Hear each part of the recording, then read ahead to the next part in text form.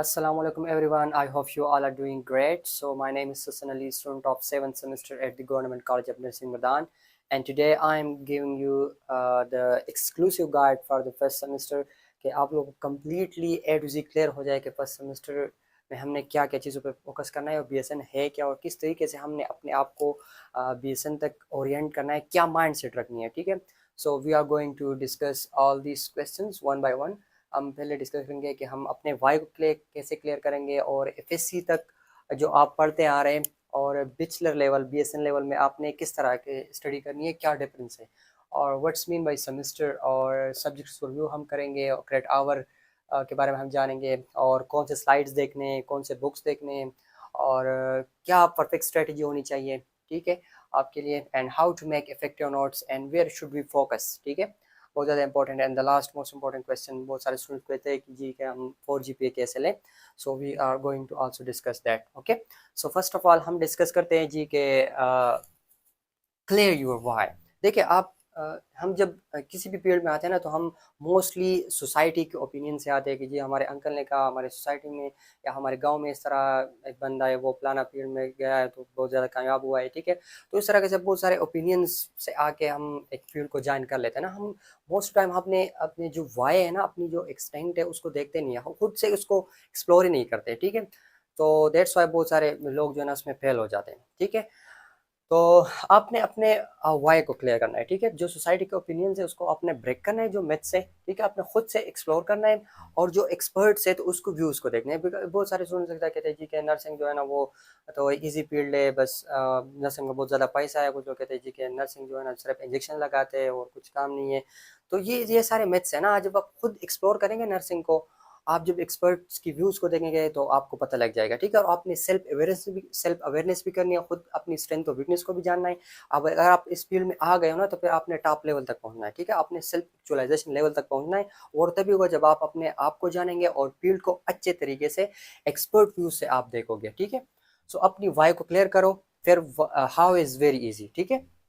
अच्छा, अब हम डिस्कस करते हैं जी कि एफएससी और बीएसएन में क्या डिफरेंस है। जो अभी तक आप पढ़ते आ रहे हो ना एफएससी में, तो उसमें क्या सिस्टम था एफएससी तक, वहाँ पर आप लोग का ईयरली सिस्टम था, ठीक है।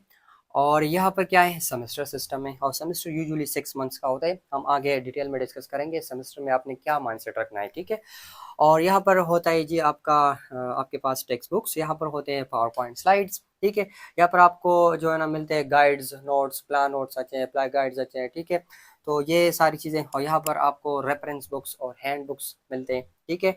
यहाँ पर जो है ना सिर्फ एनुअल मैटर करता है, ठीक है। आपका बस मिड टर्म अगर आपने दिया या नहीं, लेकिन फाइनल में आपने बहुत ज़्यादा मेहनत करनी है, ठीक है, एंड दैट मैटर्स। लेकिन यहाँ पर जो है ना बीएसएन में, बैचलर लेवल में, यूनिवर्सिटी लेवल में, हम स्पेसिफिकली बीएसएन की बात करें तो यहाँ पर एवरीथिंग इज ग्रेडेड, ठीक है। यहाँ पर आपका मिड टर्म पेपर होता है, ठीक है, वो भी ग्रेडेड होता है। आपको असाइनमेंट्स दिए जाते हैं, ठीक है, जिसको हम होमवर्क कहते हैं ना, तो वो ग्रेडेड होता है, ठीक है। इसके अलावा आपके क्विजेज होते हैं, आपको टीचर एक चैप्टर पढ़ा देता है और उसके बाद आपका टेस्ट होता है, तो वो, और आपका प्रेजेंटेशन भी होता है, आपको कोई टॉपिक दे देता है, ठीक है। और तो आपने उसको प्रिपेयर करना है, ठीक है, और उसको फिर सारे क्लास और टीचर के सामने प्रेजेंट करना है, ठीक है। तो ये भी बहुत ज़्यादा इंपॉर्टेंट है। और इसके अलावा अटेंडेंस और आपका बिहेवियर ये भी मैटर करता है, दैट इज़ ग्रेडेड। और लास्ट में आपका फाइनल एग्जाम होता है, ठीक है। तो यू कैन सी कि ये सारी चीज़ें आपने यहाँ पे करनी है, ठीक है। आपने घबराना नहीं है। प्रेजेंटेशन आ गया ना, तो एक स्टूडेंट ने क्वेश्चन पूछा था कि सर हम मुझे एक तरीका बताया कि मैं प्रेजेंटेशन ना करूँ और मैं जो है बीएसएन कर लूँ। तो ये कि जस्ट वो माइंड में आ गया तो मैं आपको बताता चलूँ कि it is very important. Confidence किसी भी फील्ड में हो, एंड स्पेसिफिकली नर्सिंग में बहुत ज़्यादा इंपॉर्टेंट है, ठीक है। यहाँ पर आपने बहुत ज़्यादा हेल्थ केयर प्रोफेशनल के साथ अपनी जो पेशेंट है उसकी कंडीशन को एक्सप्लेन करना है, उसको बताना है, ठीक है। तो ये सारी चीज़ें अगर आपने करनी, अगर आप किसी के सामने बात नहीं कर सकते तो आप किस तरह उसकी कंडीशन को बताएंगे, ठीक है। और ये प्रेजेंटेशन के जो स्लाइड्स है ना, इंग्लिश के हर सेमेस्टर में इंक्लूडेड है, ठीक। So you can think like कि ये बहुत ज़्यादा इंपॉर्टेंट है। I am also going to record video कि किस तरीके से आप लोगों ने फिर प्रेजेंटेशन पे फोकस करना है, किस क्या क्या चीज़ें आपने करनी है ताकि आप इफेक्टिवली प्रेजेंटेशन कर लें, ठीक है। Now let's talk about question number 3, what's mean by semester. देखिए सेमेस्टर का जो ड्यूरेशन होता है वो यूजुअली 6 मंथ्स का होता है, ठीक है, लेकिन इट कैन वेरी। और केएमयू का जो करिकुलम होता है सेमेस्टर वाइज, तो वो 16 वीक्स ऑफ प्लानर होता है, ठीक है, 16 वीक्स। और एक बात माइंड में रखें कि सेमेस्टर में आपके जितने भी ब्रेक्स होते हैं, ठीक है, और जितने भी प्रेप्स आपको मिलते हैं या फिर वेकेशन, तो वो सारे इंक्लूडेड होते हैं, ठीक है। लाइक 1 जनवरी से आप लोगों का फर्स्ट सेमेस्टर स्टार्ट हो गया, ठीक है, तो उसमें जितने भी वेकेशन या फिर विंटर वेकेशन, समर वेकेशन जो भी आते हैं ना, तो वो इंक्लूडेड होते हैं, ठीक है, ये काउंट होते हैं। और इट्स नॉट स्ट्रिक्ट, जैसा कि पहले मैंने बताया, ठीक है, it's not strict, it can very. जैसे कि मैं अपनी बैच का बता दूं, हमारा जो बैच है 2022-2026, ठीक है, तो हमारा जो फोर्थ सेमेस्टर था ना, वो 7 मंथ्स का था, और फिफ्थ सेमेस्टर तो जो था वो 1.5 मंथ्स का था, ठीक है।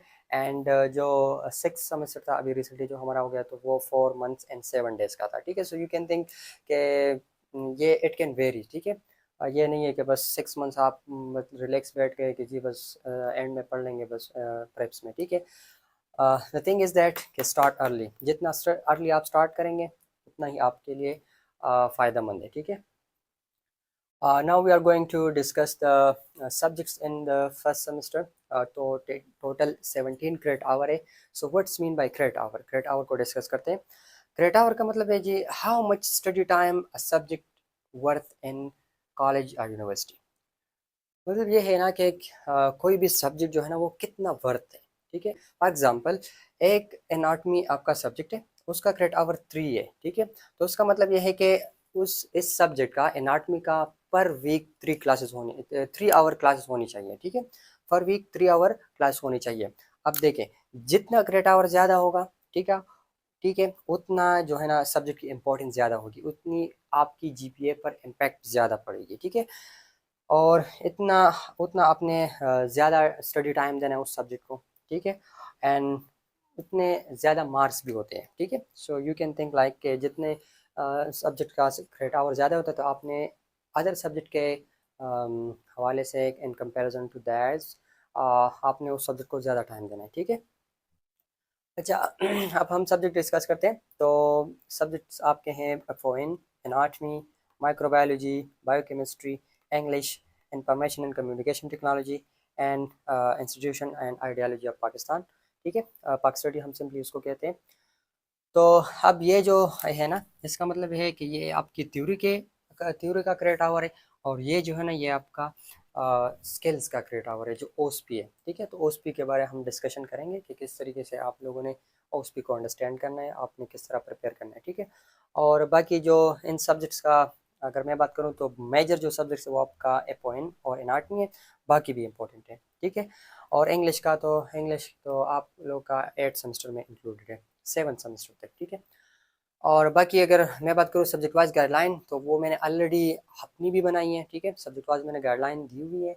और मेरे जितने भी कॉलेज में जितने भी टॉपर्स थे, तो उनसे मैंने सब्जेक्ट वाइज गाइडलाइन रिकॉर्ड किए, सो you can watch that in playlist, ठीक है। अब हम और क्वेश्चन को डिस्कस करते हैं। मोस्ट इम्पोर्टेंट क्वेश्चन के कौन से स्लाइड्स देके, कौन से बुक्स देके, कहाँ से पढ़ दिए समझे, ठीक है। तो अगर अभी आपने मुझे गौर से सुन लिया, तो इंशाल्लाह आपको 8 सेमेस्टर की ये कन्फ्यूजन नहीं होगी, ठीक है। देखिए, मैं आपको बेसिक से चीज़ें बता रहा हूँ। पहले जो हमारा सिस्टम था ना, तो वो सेंट्रलाइज था, ठीक है। पेशावर में ये केम्यू का कैंपस है, INS, institute of nursing sciences. तो वहाँ से स्लाइड्स आते थे, और वो के पूरे केपीके में टीच होते थे, और वहाँ से एक पेपर होता था, आता था, और पूरे केपीके में वो एक पेपर होता था, ठीक है। लेकिन नाउ एग्ज़ाम जो है ना वो सेंट्रलाइज से डिसेंट्रलाइज्ड हो गए, मतलब केम्यू के जो है ना 5 रीजन्स बन गए, ठीक है, और हर रीजन अपने लेवल पर एग्जाम कंडक्ट करता है, और उनका अपना सिस्टम होता है, ठीक है। और पेपर जो है ना पहले वो पेपर बेस्ड था, now it is computer based exam. Paper जो है ना कंप्यूटर बेस्ड है। देखिए, तो अब मैं बताता हूँ कि आपने किस तरीके से अपने माइंडसेट को रखना है और किन चीज़ों पे फोकस करना है। देखिए, पेशावर रीजन के जितने भी स्टूडेंट्स मुझे सुन रहे हैं, तो वो अपने जो केम्यू एन एस के जो स्लाइड्स हैं, तो उनको फॉलो कर लें, ठीक है। जो ओल्ड स्लाइड्स प्रीवियसली आपको अवेलेबल हैं, जो हमने आप लोगों के साथ शेयर किए हैं, तो वो स्लाइड्स आप प्रिंट कर सकते हो अगर आप हार्ड फॉर्म में स्टडी कर रहे हो। एंड और you can friend this compress slides, Google drive का लिंक में शेयर कर दूंगा, वो जो है ना स्लाइड्स को कंप्रेस किया हुआ है, तो आपका खर्चा कम आएगा, ठीक है। और साथ में जो आपके न्यू स्लाइड्स आ रहे हैं के एम यू एन एस के, तो उसको आपने मस्ट रीड करना है, ठीक है। चाहे वो स्टूडेंट पीपीटी आ रहे हैं के एम यू एन एस से, या फिर टीचर के स्लाइड्स आ रहे हैं, तो वो आपने मस्ट पढ़ना है। आप ऐसा कर सकते हो कि आप पैरेलल पढ़ रहे हो, मतलब F1 का फर्स्ट चैप्टर आपने पढ़ लिया और साइड में, और साथ में आप न्यू स्लाइड्स को भी देखो, ठीक है। और आप ऐसे भी कर सकते हो, आप और साइड से अपने कंसेप्ट को अच्छे से क्लियर कर लो, एट द एंड आप जो है ना न्यू स्लाइड्स को रीड कर लो, ठीक है। So apply the method that work best for you. और मर्दान, कोहाट और हज़ार रीजन के जितने भी स्टूडेंट्स हैं तो वो आईनेस के स्टार्ट्स को फॉलो कर लें, ठीक है। और रेस्पेक्टिव रीजन का मतलब ये है कि अब KMU-IHS मर्दान भी बन गए हैं, KMU-IHS कोहाट और हज़ारा, तो वहाँ से अब जो है ना 2026 में 2026 में फर्स्ट सेमेस्टर स्टार्ट हो गए। तो देखिए मैं आपको समझा रहा हूँ कि KMU-IHS मर्दान जो है ना, पहले उसमें नर्सिंग नहीं था, अब नर्सिंग है, लेकिन एग्ज़ाम वो कंडक्ट करता है, वहाँ शेड्यूल हो रहा है पूरा एग्ज़ाम की जितनी भी चीज़ें हैं। तो वहाँ के जो स्लाइड्स है तो आप उसको रीड दे दो, ठीक है। जो अपने अपने बेसिक स्लाइड्स अंडरस्टैंड कर लिए, तो साथ में आप जो है ना KMU-IHS मर्दान के जो स्लाइड्स हैं तो वो रीड कर लो। वो स्लाइड्स में 80 to 90% सेम होता है, लेकिन कुछ चीज़ें इस तरह होती है, कुछ वैल्यूज़ इस तरह आते हैं, कुछ टाइप्स इस तरह होती है कि वो टीचर टू टीचर जो है ना वेरी करती है। स्लाइड अपने माइंड सेट पे के बेस पे बनाता है, तो वो चीज़ें वेरी करते हैं। सो अगर आप वो साइड साथ में पढ़ लो तो आपके लिए अच्छा होगा, ठीक है। तो इस तरह IHS कोहाट के जो कोहाट रीजन के जितने भी स्लाइड्स जो स्टूडेंट्स हैं तो वो स्लाइड्स देखें, इस तरह हज़ारा के, ठीक है। और KMU-IHS कोहाट स्वात वाले जो हैं, मतलब मलखंड रीजन, तो वो KMU स्वात के जितने भी स्लाइड्स हैं वहाँ से आपको मिल रहे हैं, तो वो स्लाइड्स आप जो है ना वो फॉलो कर लें, ठीक है। और we are trying to enhance और CBN team, code university team के, हमारे पास जो कि जितने भी टॉप नॉच इंस्टीट्यूट्स हैं और KMU के कैंपस है, वहाँ से हमारे साथ ऑलरेडी स्टूडेंट्स हैं भी जो आपके साथ स्लाइड शेयर करवा रहे हैं, जितने भी अपडेट्स वगैरह हैं।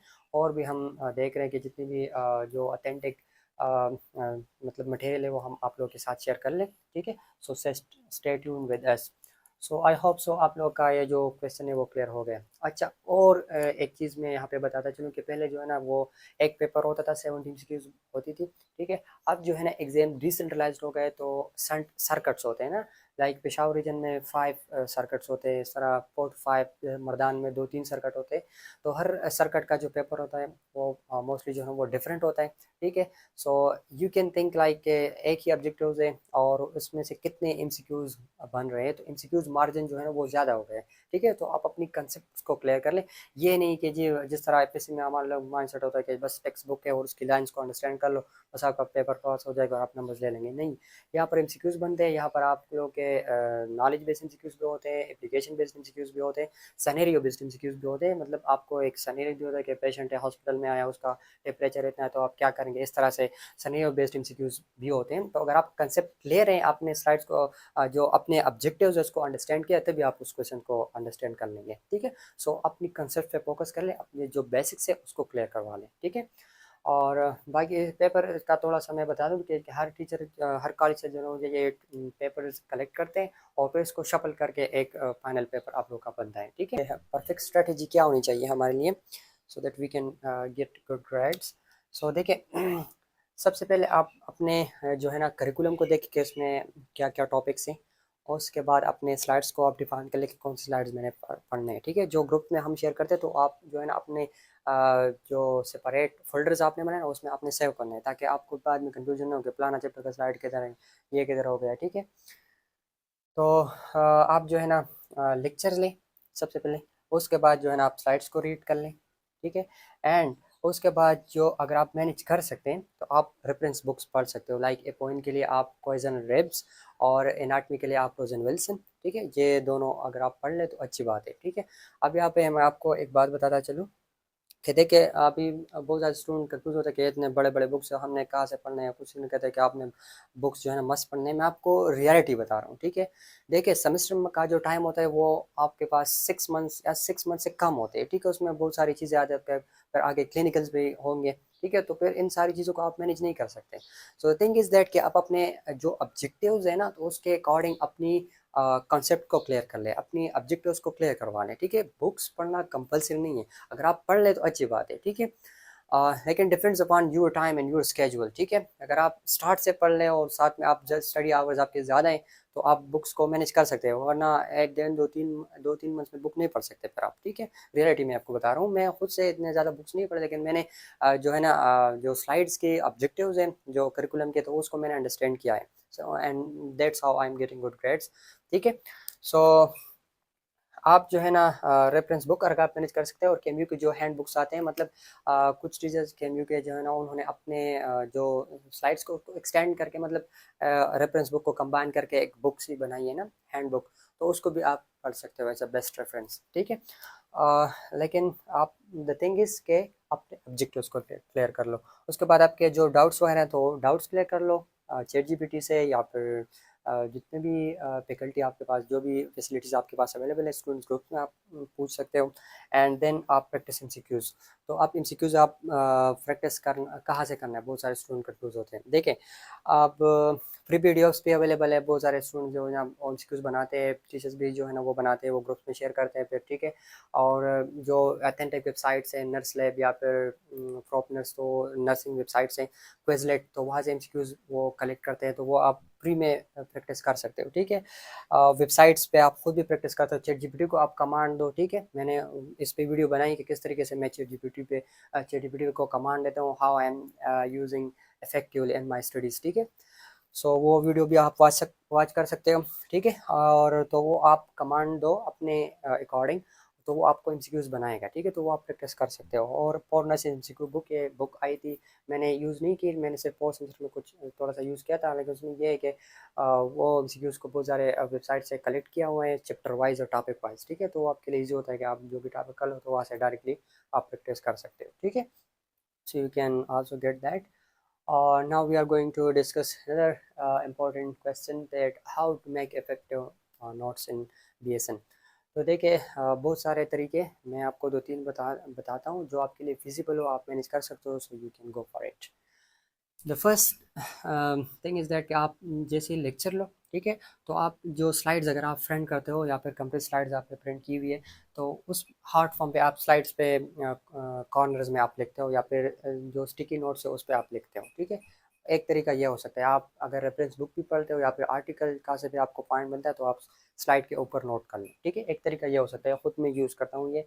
और दूसरा तरीका ये हो सकता है कि आप जो स्लाइड्स होते हैं, तो स्लाइड्स में नोट्स का ऑप्शन होता है, तो जो पॉइंट्स वगैरह आपको मिलता है, तो आप शॉर्ट फॉर्म में नोट्स में आप जो है ना नोट कर सकते हो, या फिर अपना जो WPS ऐप है, बहुत सारे ऐप्स हैं, तो वहाँ पर आप वर्ड डॉक्यूमेंट बना सकते हो, जो भी आपको पॉइंट्स वगैरह मिलता है, तो आप वहाँ पे अपने लिए चैप्टर वाइज या फिर सब्जेक्ट वाइज अपने लिए नोट्स बना सकते हो, ठीक है। पॉइंट्स आप उसमें नोट कर सकते हो। और एक तरीका ये भी हो सकता है कि आप जो है ना, मतलब ट्रेडिशनल आप उस तरीके के आदि हो कि जिस तरह हम एपीएससी में लेक्चर लेते थे, रजिस्टर में नोट करते थे, कासे बार में तो रजिस्टर में नोट करते थे, ठीक है। तो ये भी आप कर सकते हो, लेकिन ये टाइम कंज्यूमिंग है, लेकिन अच्छा तरीका है, you can try for it. और लाइक आप लेक्चर लेते हो तो वहाँ पे रजिस्टर में नोट कर लो, आप साइड से जो इंपॉर्टेंट पॉइंट्स वो भी आप वहाँ पे नोट कर लो, कोई बुक से आपको पॉइंट मिल गया, तो आपका ऑल इन वन एक ही सोर्स पे आपकी सारी चीज़ें वो कंपाइल हो जाती है ना। लेकिन डेटा ज़्यादा होता है, तो ये तरीका जो है ना टाइम कंज्यूमिंग है। तो अगर आप मैनेज कर सकते हो, सो you can go for it, ठीक है। अच्छा, अनदर इम्पोर्टेंट क्वेश्चन नंबर 8 के वेयर शुड वी फोकस। हमें नर्सिंग में स्पेशली फर्स्ट सेमेस्टर में किन चीज़ों पे फोकस करना है, ठीक है। ये एक प्रैक्टिकल फील्ड है, लेकिन इसका मतलब ये नहीं कि स्टार्ट से आप जो है ना कैनोला और ये सारी चीज़ें आप प्रैक्टिस करना स्टार्ट कर लो। आपने बेसिक्स को आपने अंडरस्टैंड करना है, ठीक है। क्या क्या चीज़ें पे आपने फोकस करना है, वो आप एक बुक है ना 80-20 रूल के, आपका जो 80% एग्जाम होता है वो आपके 20% चीज़ों से आता है, ठीक है। लाइफ में जो आपकी 80% सच है वो आपके 20% चीज़ों से आती है, वो लाइक एक कोड है ना।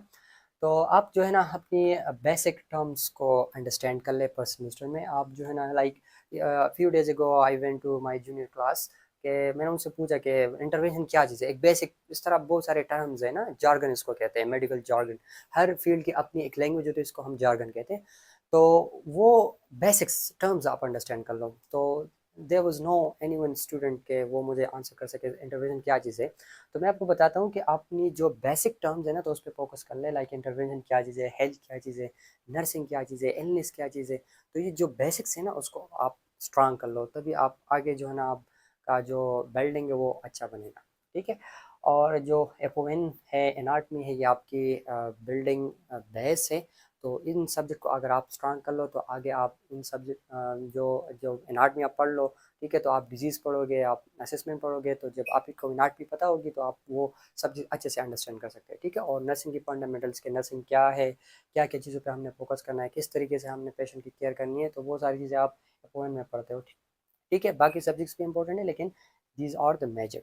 ठीक है, और एक हैबिट आप अपने लिए बना लेके देखिए, आपके जितने भी सब्जेक्ट्स है तो वो इंग्लिश में है, बहुत सारे स्टूडेंट्स को इंग्लिश में डिफिकल्टी होती है, तो आप डेली बेस पे इंग्लिश की हैबिट बनाएं। ठीक है, चैट जीपीटी में वॉइस चैट का ऑप्शन है, आप उसके साथ कन्वर्सेशन कर सकते हो, यूट्यूब से आप अगर मूवीज़ देखते हो या फिर जो भी नेटफ्लिक्स।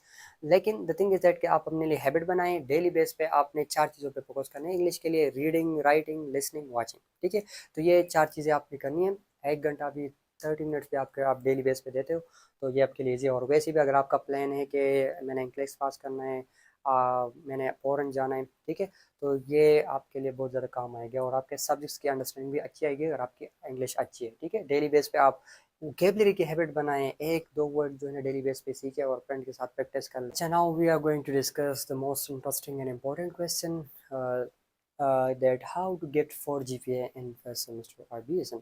ठीक है, तो फर्स्ट स्टेप जो मेरा है ना आप लोग के लिए कि स्टार्ट अर्ली, जितना अर्ली आप स्टार्ट कर लोगे उतना ही अच्छा होगा। बहुत सारे स्टूडेंट वो उस माइंड सेट में होते हैं कि जी हम जिस तरह FSC में पूरा साल जो है ना बस गपशप लगा लो, एट द एंड आप 2-3 मिनट पढ़ लो बस हो जाएगा।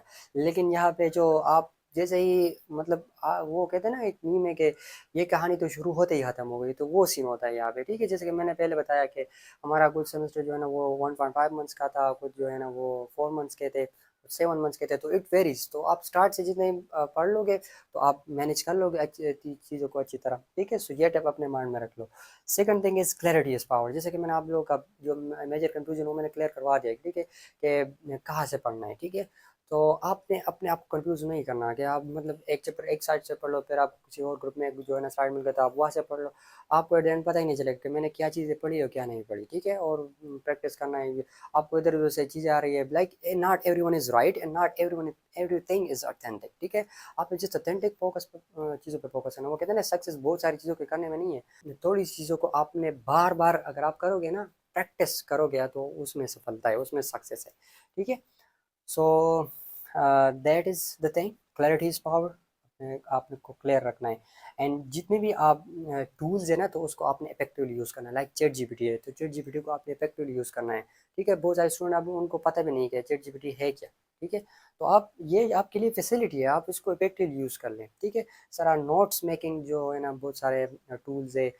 एनाटमी के लिए मैंने आप लोग को रिकमेंड करा था वो जो 3D एनाटमी ऐप है, प्ले स्टोर पे फ्री अवेलेबल है, तो उससे आप एनाटमी को आप अच्छे से अंडरस्टैंड कर सकते हो। तो मेरा मतलब है कि जितने भी टूल्स हैं ना तो उसको इफेक्टिवली यूज़ कर लो। ठीक है, ये आपके लिए ही है। And the fourth thing is that कि अपने लिए प्लान्स बनाओ। ठीक है, अपने लिए सेमेस्टर वाइज मंथली और वीकली प्लान बनाओ कि इस वीक में मैंने इतने इतने चैप्टर्स करने हैं, अपनी अंडरस्टैंडिंग के बेस पे अपने लिए बनाओ। ठीक है, इस तरह भी आप कर सकते हो कि लाइक आप फॉर एग्जांपल कॉलेज में जो क्लासेस है, फॉर एग्जांपल मंडे को अपॉइंट है तो आप मंडे को अपॉइंट कर लो, ट्यूसडे को एनाटमी है तो आप ट्यूसडे को एनाटमी में कर लो, कॉलेज की चीज़ों को कर लो, उसके बाद अपनी सेल्फ स्टडी। ठीक है, तो उस तरह भी आप कर सकते हो, अपने लिए प्लान्स बनाओ और do self evaluation regularly, weekly and monthly, ताकि आपको अपनी वीक एरियाज का पता चले कि मैं मेरा टाइम कहाँ जा रहा है। ठीक है, और कौन सी चीज़ों में मैं लैकिंग हूँ। ठीक है, सो ये आपके लिए बहुत ज़्यादा हेल्प करेगी। And the fifth thing is that most important कि आपने आप पर बिलीव रखना है। बहुत सारे स्टूडेंट पढ़ते भी है, स्टडी भी करते हैं, लेकिन वो उनका अपने आप पर यकीन हो गया हमसे नहीं होगा, ये 4 GPA, ये सिस्टम तो चेंज है, हमें पैसे में हमने मार्क्स लिए लेकिन यहाँ पे हम नहीं ले सकते, या फिर हमने पैसे में तक अपने मार्क्स लिए तो यहाँ पर हम क्या कर लेंगे। नहीं, अगर आपका खुद पे बिलीव है, if you believe that I can, so रास्ते खुद आपको नज़र आएंगे। ठीक है, आपने मेहनत करनी है, स्ट्रगल करनी है और एंड बिलीव इन योरसेल्फ, खुद पे यकीन रखना है। तो अगर आपका यकीन है कि आई can, so you will do that.